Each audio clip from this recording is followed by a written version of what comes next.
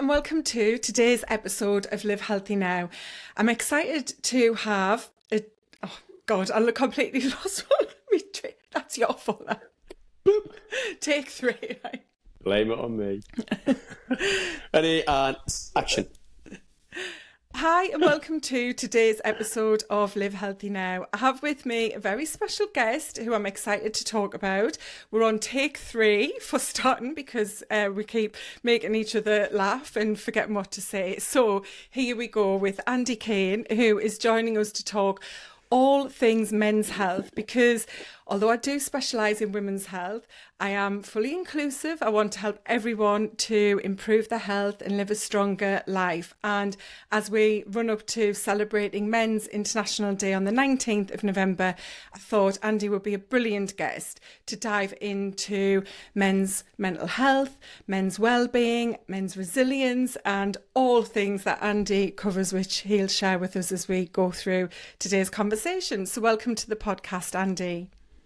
Thank you for having me, Nicola. It's really nice to be here on the third take.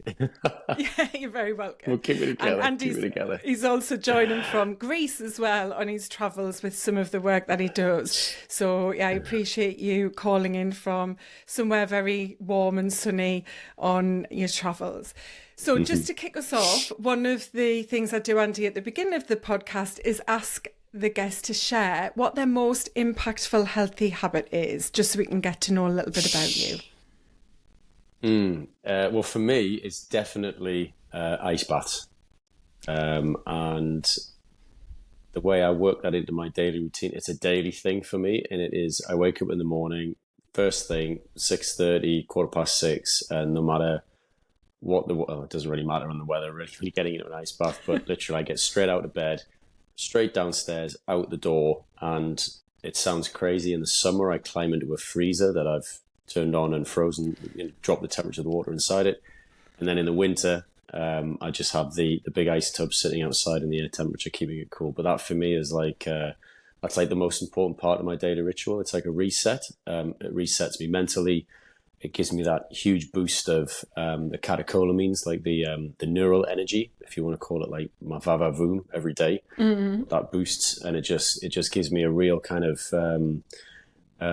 It always gives me the same starting point of every day, because I can wake up sometimes and I can be in a whole head stuff or from the day before.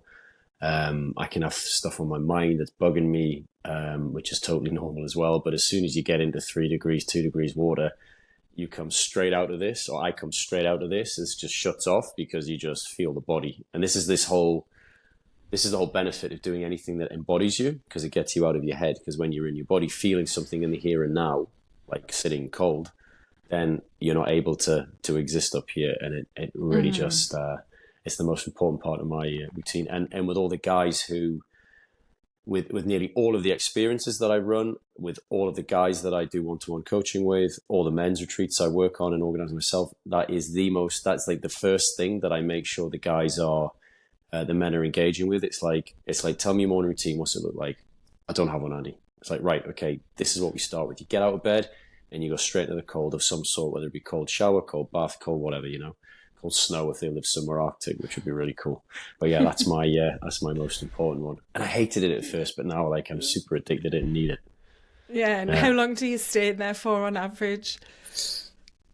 Well, it's like, the great thing about it is you can get all the benefits in just pack it into 4 minutes. I mean, if it's like single digit degrees, so anything, I mean, like 1 to 3 is like super cold and maybe not actually that necessary. Anywhere between the research suggests that actually anything under 20 degrees C, you can do it. You just got to spend a long time in the water, and most of us have busy lifestyles. So, anything that you can just like get it in, done it quick.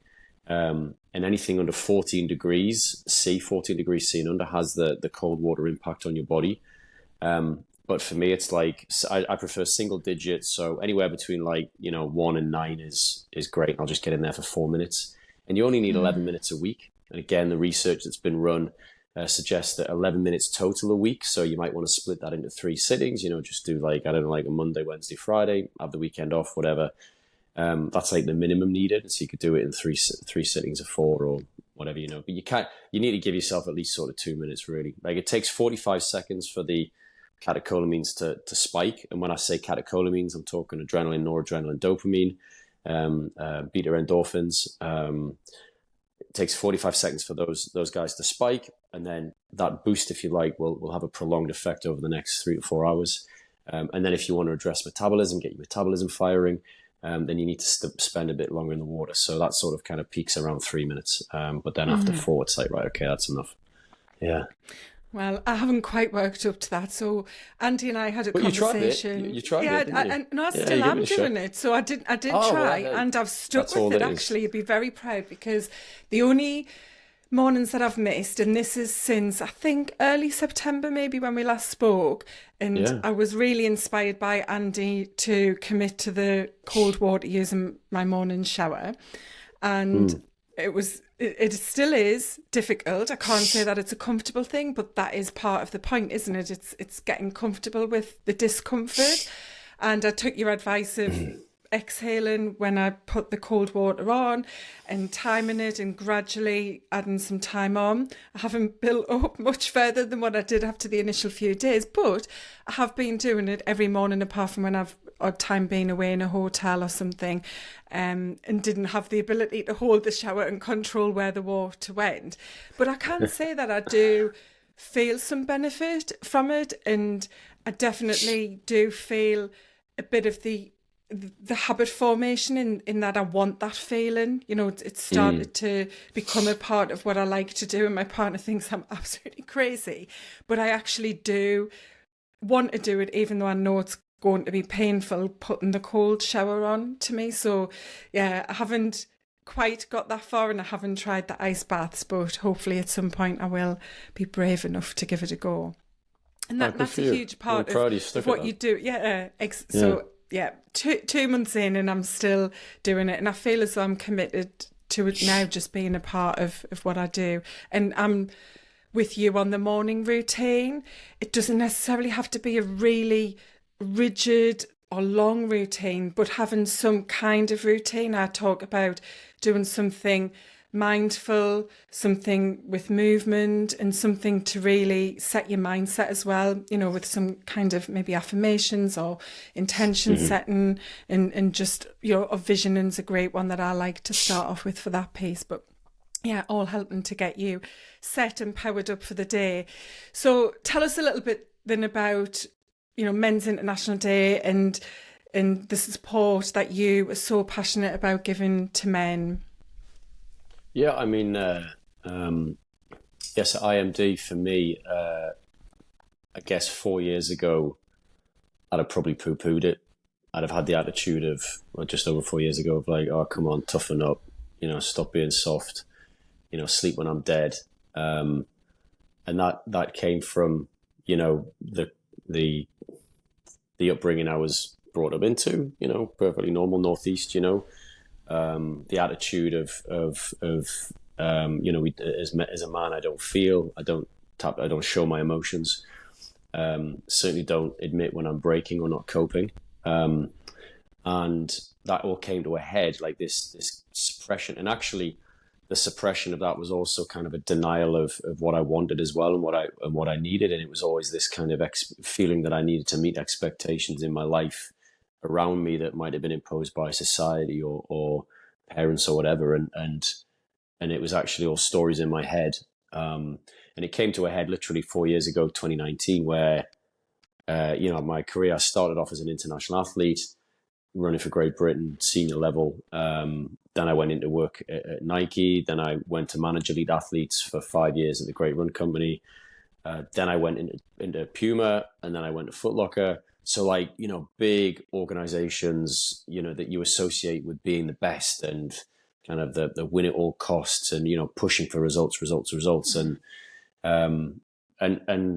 being an athlete as well, it was like, I was always pushing myself as well, because I wanted to make teams. I wanted to run faster, run PBs, and this whole thing, like push. There was never any kind of gentleness or softness, or like allow it or surrender to just like a bit of trust as well. It was always like, train through pain and so on. And that translated into my life, into the way I approach things, into my career. And it got me results. But at the cost actually of maybe, of actually my my mental health at the time, which I didn't realize until everything really kind of peaked around the age of 42, and things always happen in cycles of seven, 35, 42, and then 49, and so on. And yeah, and I had a pretty catastrophic burnout, and I literally I was so frazzled. My nervous system was so frazzled, and I literally just almost imploded. And I was like, I need to get out of this. And I was like, and I just pushed everything away. I got out my marriage, I got out my career. I pushed a lot of friendships away. Just like everything was just, I just needed the space, and I needed time to settle in, because I started to learn about somebody who I respected a lot. Their opinion raised to me about, oh, Andy, you've got your ego is a bit big, and loads of people had said that, or like people had said that to me before, but it didn't matter. But this person did, and I listened to it, and I started looking into it, and then I started to learn about, oh, well, what is the ego and what is this, and that's where I read the Power of Now by Eckhart Tolle, and like the rest is history. When you read that, it kind of it made me go, oh, Jesus, all right, okay, and that just then made me go into this whole deep reflection of like, who am I really? Like, what do I really want? Or am I just a series of stories that I'm running? Like what am I even doing here? What is my purpose?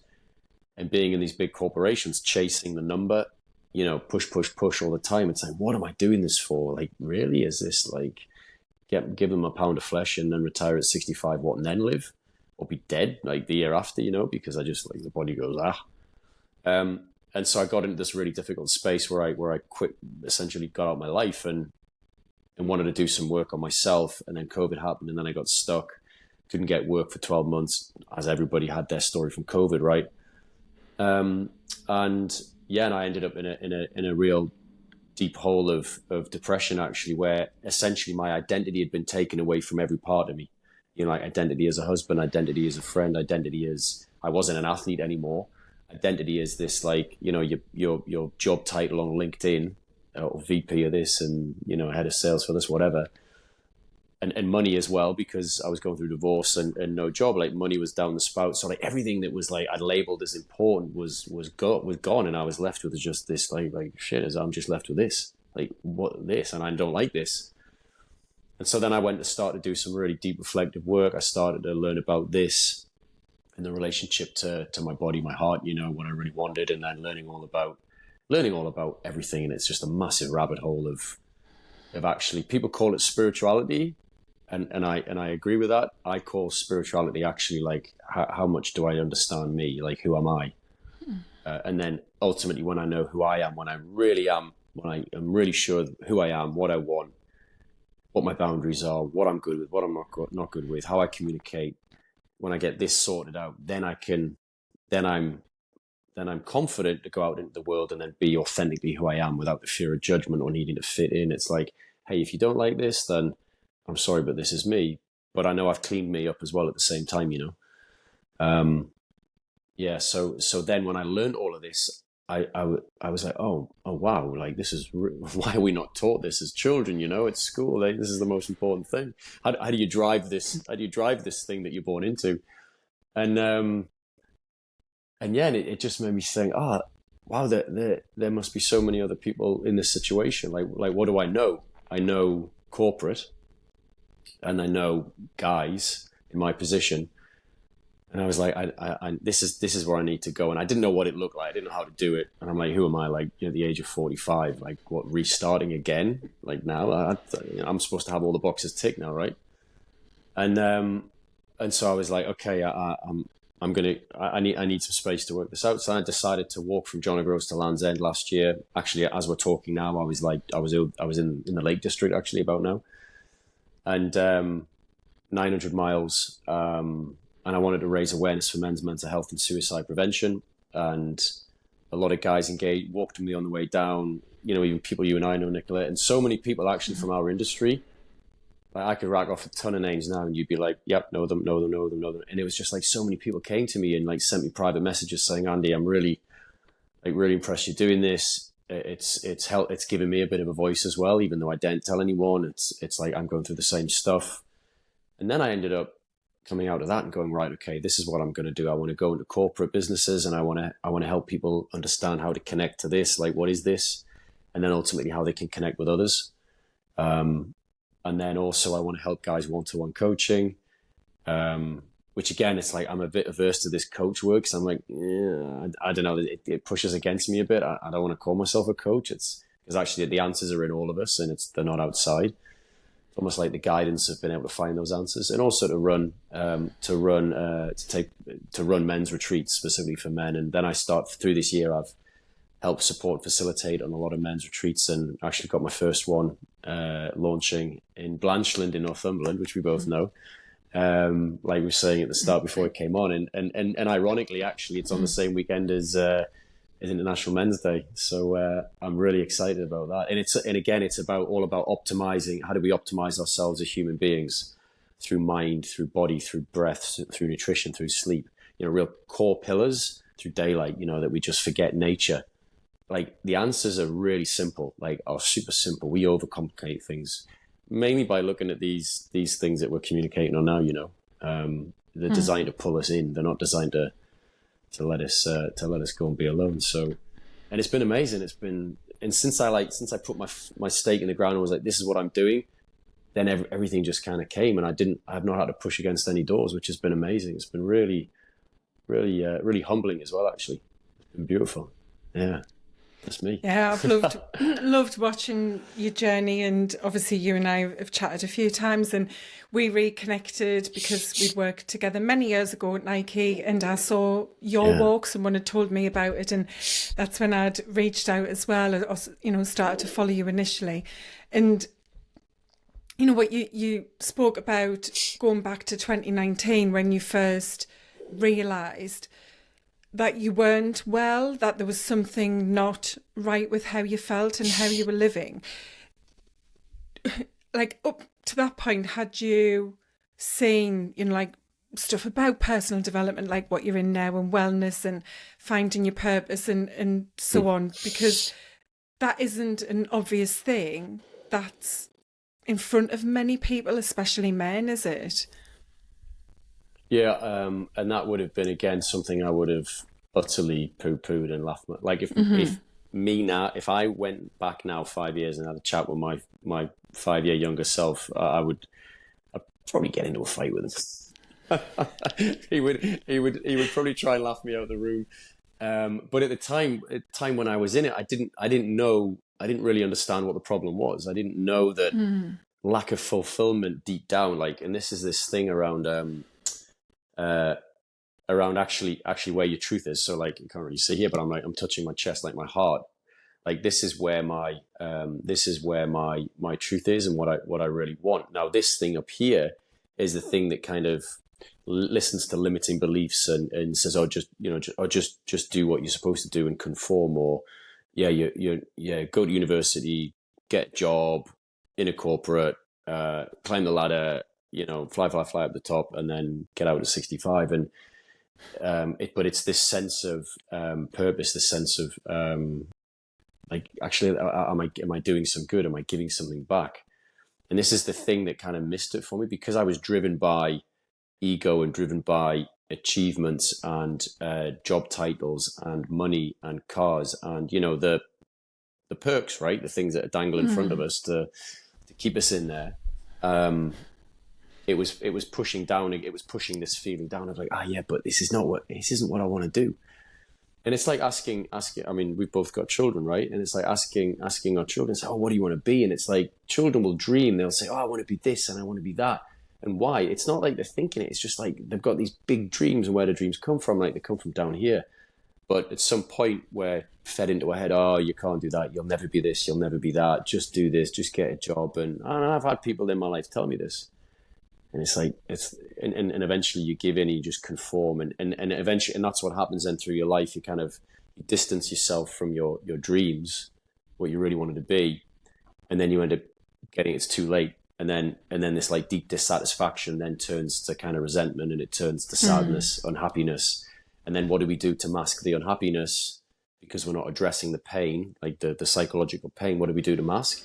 Well, we numb it. What do we numb it with? Addictions. We numb it with binge watching TV, binge eating, binge drinking, drugs, any escapism Yeah. to get us away from the actual the deep-seated pain. So a lot of the things I work on is you can't hear this, you can't hear what's going on here because it's really subtle. You can't hear it unless you give it space. This is why meditation retreats like Vipassana, 5 day silence, are really powerful, because you're left alone and stuff comes up that you've been suppressing for years and years and years. And this is just sitting still, doing anything else, meditating. Then there's a lot of other stuff Yeah. you can work with as well that really kind of takes a lid off. Yeah. Like we're just caught up in the busyness of life, aren't we? There's so much irony in how we live. It's like we've developed at such a fast pace, and technology has enabled us to have so much, but at the same time, the way that we've developed and the speed that we've developed means that we're also like just caught up in the go go go approach, isn't it? It's like everything has to happen so fast, and we've been conditioned to want stuff, to need stuff, the materialistic things, the holidays, the clothes, as you said, like the car, the house. There's a whole thing about the way your home looks and the stuff you have in your home as well as what you wear. And so all of this societal pressure that makes you think having this stuff and living in that way is what will make you happy. But it isn't what is making us happy, because we don't even know, or many of us, most of us in fact, don't know what it is that would make us happy, because we haven't taken time or worked on ourselves to understand that. As you say, we just get to kind of college, university age, maybe a little bit older as you're going through uni or coming to the end, and then you're just there, you're thrust amongst it, and you don't even realise that you're at that place, do you? It's just, I'm there, I've got to get a job, I have to earn money, I have to have a roof over my head, have to be able to eat, I have to save up for holidays, eventually marriage, children, better job, better car, better home, and so on. And it's just constant. And you and I are very similar in our stories. Mine was forced onto me by redundancy, but I already knew that I was really, really struggling.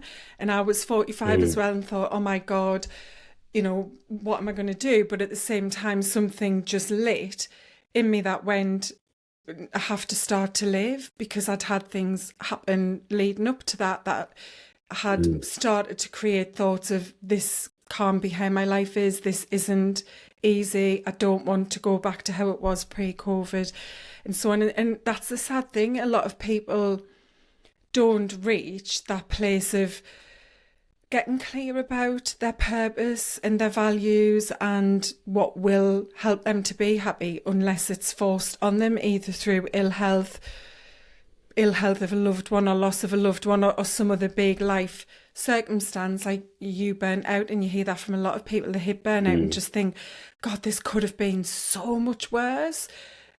What am I going to do? Because things aren't right. And it's that wake up call, isn't it, that you then, faced with, to think about, why is this happening? And you can often then look back and realise that the signs and symptoms have been there for some time, but because of how your life is, you've just accepted them and made them, normal, to be that stressed, to be that unhappy, to be that busy and anxious, or, whatever it is that's happening to you in your circumstance. Yeah. I can really see how people get fall into bad addictions. I really can, because this thing is so powerful. And it's weird because it's powerful in a destructive way, and actually it's designed to look out for trouble. It's designed to always look out for threats. That's why we're still here as a species on the face of the earth.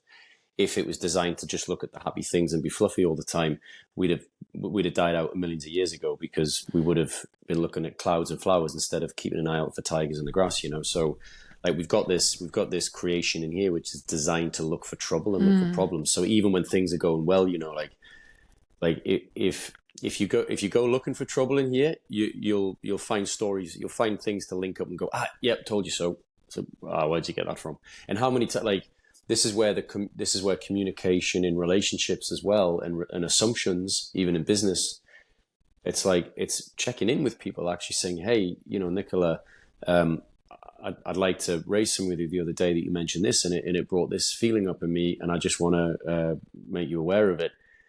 But this is this whole thing around the skills of communication, how we maturely articulate how something exists in us in that moment, instead of projecting blame, instead of making it about the other person. And then, when I come to you and I would like some space to raise something with you, then how capable are you to be able to say, "Yeah, Andy, sure, I'll hold that space for you," and to listen to everything that was going on in me with a situation with you, and then you also skilled enough to not make it about you. And this is where the understanding of my entire past, of what things trigger me, and what things make my ego react in a defensive, justifying way of like, "Oh no, it wasn't me, it was you." And this is where first of all, for me, it was all about understanding, like, what the hell is going on here, then understanding my childhood and what formed me in the ways and made me react in the way or get triggered by things, or behave in relationships with love and so on.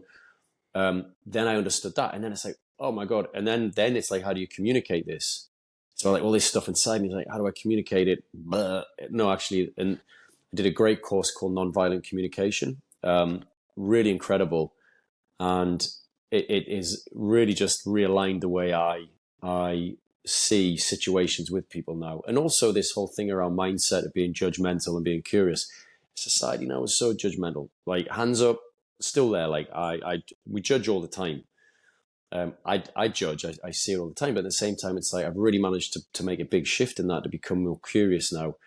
Like, a great example is if you're driving down the motorway and somebody comes flying up behind you, and like loads of people are like, "Oh, who's this like idiot behind me?" Like, there's judgment there straight away. But then if you look at it from a curious mindset, it's like, "Oh, I wonder why this guy's in a rush. He could be trying to get to a job interview that he's late for that's going to save his life, or his partner could be in hospital giving birth, or he might have somebody in the car who needs to get to hospital." So as soon as you look at like literally the curious mindset of looking at different ways to see things, then suddenly I find that, oh, actually, I wasn't then winding myself up about a story, because that feeling of anger in me creates a release of chemicals, which suppresses immune system, suppresses digestive system, which makes me ill.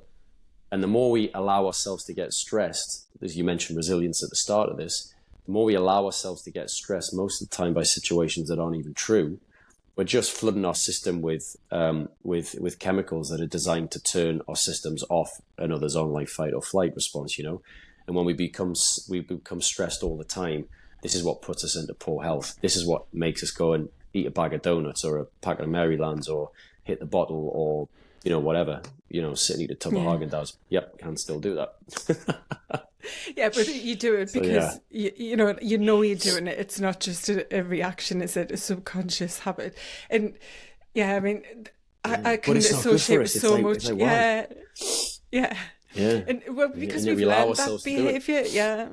And like you, I did quite a bit of work when I left Nike on exactly what you've talked about there, the whole self-awareness and thinking about the way you react to things. And there was something that I learned which was very powerful and has really stuck with me, in that it's a saying, I'm sure it goes like, the thing is never the thing, as in the thing Mm. you get worked up about, it's not normally that thing. Like, say that guy driving up on the motorway, you could get really worked up about it, but it isn't because of that guy speeding up behind you in the motorway. It's because there's something else underlying, normally one of those limiting beliefs or doubts that we have about ourselves. There's something else underneath that means when somebody reacts like that or behaves like that, we react in that way. Mm. Do you know? And it doesn't have to be about that guy. It's just we have, built this response in ourselves that will activate when we are triggered in that way.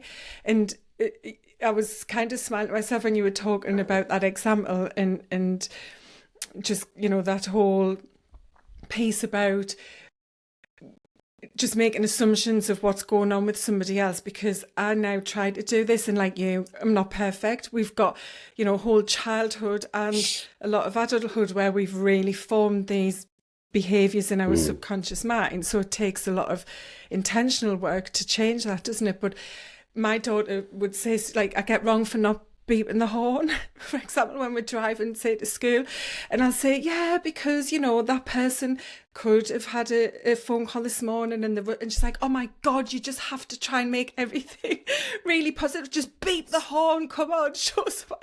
And she's 15, and it's really interesting how that is the way as society we are. Like, everything's like, Mm. what are they doing? React, What's react, the react. judgment? Yeah. Reacting and so on. And I'm not saying I am perfect, not at all. Sometimes the drop off point at school really does wind me up, but I try to be like you say. Okay, if I do react like that, what is that actually giving me? What benefit have I got apart from releasing some anger? But as you say, the benefit isn't there because what's happening physiologically certainly isn't a positive thing for your well-being and your health. But yeah, the Every whole every um every perspective, sorry, every situation is neutral until you add perspective to it.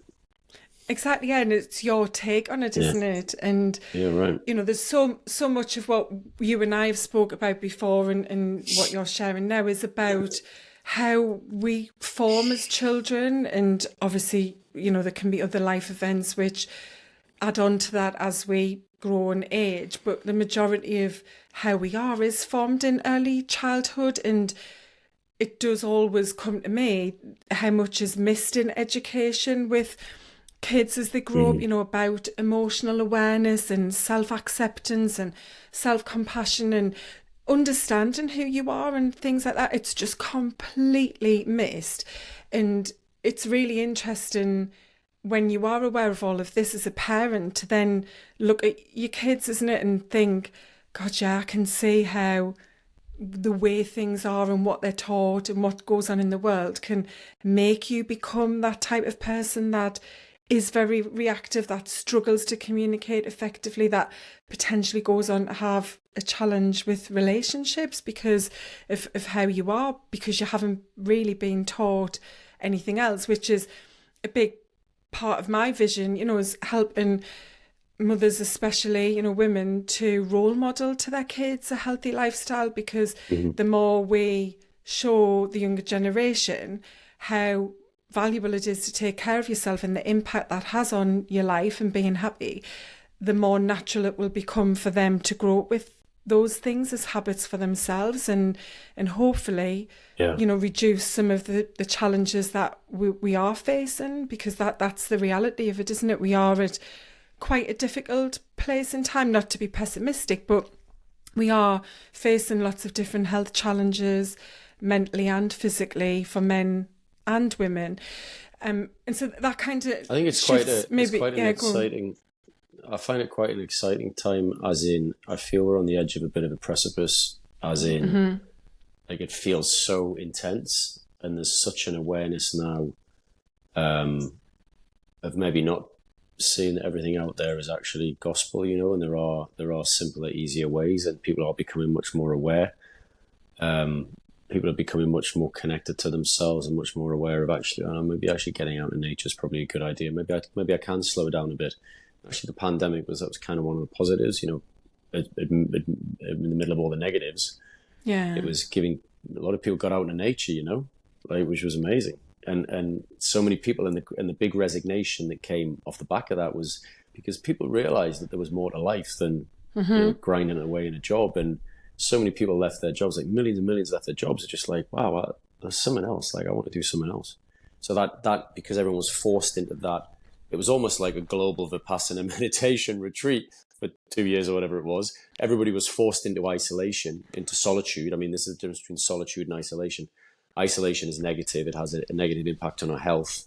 Actually, there's chemicals in our body that get released under isolation and damage us. But solitude is what's needed. It's what's necessary for us to go away and be still and be quiet. And this is where truth comes up. This is where, this is what I want to do. This is like the purpose of the retreats that I go on. And certainly one of the mine I'll be organizing is one of the first processes, a solo night hike across the moors, like on your own for like 3 hours. And this will be quite challenging. No tech, you can't get any signal up there, no signal. And it's pitch black. So it's designed to kind of create this severance and this solitude piece of being alone, because most of us will never have had that space of just, oh my God, it's so quiet. And a lot of people won't be able to handle it.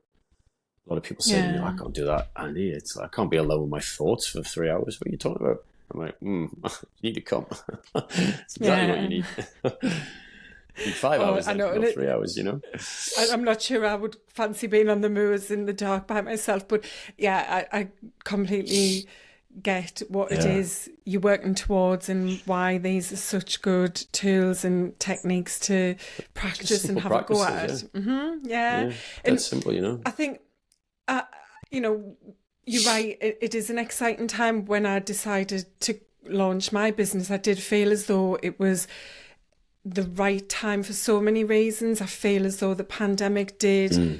open up a lot of awareness, conversations, thoughts. It definitely highlighted the fragility of life in, and obviously in the most drastic of ways.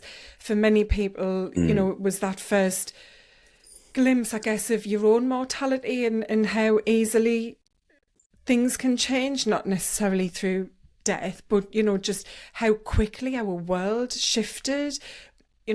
Our generation and the older people who, are our parents who were born post-war had never experienced anything like that.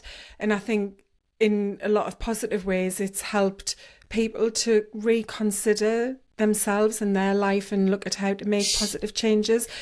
I think, however, a lot of normality has resumed for many, many people. And I think we're seeing the effects of that right now, where initially people were quite, stand up tall, I'm going to change, I'm going to keep walking every day, I'm going to, find more balance in my home and work life. And gradually, normality, work, most often has Just pushed them grinded back. everybody down Yeah, again, and yeah. we're seeing, Wear them down. higher stress levels and so on. And I think Mm. just to kind of come to the whole, men, women piece, as I said at the start, I focus on women's health. I specialise in women's health. I have worked with some men. I've had quite a few male guests on the podcast, and Kev, my partner, came on the podcast and he shared his struggles with his own mental health and with imposter syndrome. And he had a lot of men reach out to him, including his boss, who was like, "Oh my God, I had no idea. I wish we Mm. could have supported you more. I wish we'd been able to open up the conversation to help you feel that it would be okay to speak up." And I think women Mm. have had, rightly so, a great big amount of focus on them because of everything that's gone on in the past, with women and the progression we've seen with women, going out to work, for example, and building careers and taking on more equality between, their male partners or counterparts at work and so on. And we haven't really had, I guess, like huge challenges specifically with men's health. But I think what we are seeing now is men's mental health struggle, whereas we've seen, women's mental health be very front focus and a challenge, and women's physical health as well for lots of different reasons. We always think about breast cancer and other female cancers and different reproductive and menopausal challenges. But I think with men, rightly so, there is now a much needed, light being shone on how much support men do need, because I think in some of that growth we've seen to support women better, men have been lost along the way a bit, haven't they? And I think, as you said, we've had these very traditional roles and ways of being instilled into us because they've been part of society for many hundreds, if not thousands of years, of what a man does and what a woman does. And as we've, striven for equality and equity, we've lost some of, I guess we've lost some of like who we are because we're trying to fill these roles as men and women that we think because we're now here and that's how we should be. And I know you've spoke to me about this a bit about, what happened in your situation, and what you see is that men are struggling because they're like, well, I need to be all man and I need to be providing and I need to be this and that still and help my female partner to go out to work, to perform, to have more time for herself, but then they get lost in amongst that, don't they? Yeah, you just need to look at the suicide rates between men and women, and 3/4 of suicide rates in the UK are consistently men. And basically, the challenge has been around what got us to the position of women being oppressed in society, and that was a patriarchy, the mindset, the culture, that was created, that this is your place, this is your place, and that position of men in that society was, you don't feel, you provide, you protect, you conquer. You certainly don't show emotions, stoicism, all of the, and I mean, a classic one is, used to work for the Great North Run, and I think and sometimes, unfortunately, there's a death at the Great North Run, and also other big events as well, and it's nearly always men, because there's always this, like, men don't listen to common sense most of the time when it comes to, they'll just push through things, and I'm tough enough, nothing's going to happen to me, and this whole attitude basically was the thing that created the society where we were, and then, quite rightly so, harmony was required in society for men and women, and an elevation, not an elevation, but just like a parity, like you say, of like equality everywhere, and opportunities. And what's happened there is there's been a lot of, the majority actually of press is around, the shaming of men, the shaming of masculinity, the words of toxic masculinity. And what's left there is, which is right, there's a lot of it, and it's damn right to call it out. But at the same time, there's a lot of the bashing, but there's not hey, this is how you're not, this is how we don't want you to be, but this is how we'd like you to be. And this is where men are now lost. This is kind of that I went in to discover for myself, the whole phrase of, like, what does it mean to be a man? Like, how do I be a man? How do I be a man? And the challenge a lot of the time with the whole passage of rites of passage, where traditionally boys would be sent out from the village into the wild for 2 weeks and have to fend for themselves and kill wolves or be killed. And then they would come back. They would leave as the mama's boy, and they would come back as the man, the young man able to protect the mother. And there's not enough of this rite of passage or like ritual around, hey, this is how you are expected to be a man. And because of that, men in society are super lost right now. And I run an online men's group every month, just free to attend. And so much of it is just like this thing of being lost. It's like, how am I expected to be? And I daren't do it. And so men are just behaving really small now, and they daren't raise things. They daren't show emotion. Like, if a guy is angry, it's like, it's shamed. It's termed as aggression. Like, this is the difference between anger and aggression. It's okay to express anger, but the difference between anger and aggression is when anger is actually then made about somebody, towards somebody. It's personalized. That's the difference. Like, anger is an important emotion to feel, right? Because it's signifying that a boundary's been overstepped, or it's something that we didn't like doing. Again, it's like designed to protect us. But all of these skills, it's like guys don't know what to do. So guys are playing really small, and because of that, it's just driving a huge. And society needs healthy women and healthy men, and we both have within us. I have a feminine pole and energy, and a masculine energy. My feminine energy is around creation, around innovation, around love, around relationship, around nurturing, and my masculine pole is around action and strategy and the doing. And the same with you, Nicola. Like, your masculine energy is creating your forward momentum on your business, and your creative side is your feminine side. And obviously, we dial up and dial down, but we don't. There's this huge kind of misunderstanding, like, what's expected of me. And then, of course, you get that in a relationship where it's all skew with, and you end up having two masculine poles, like, trying to be in a relationship. And what happens when you get magnets together and they like poles? You get that loss of attraction, literally.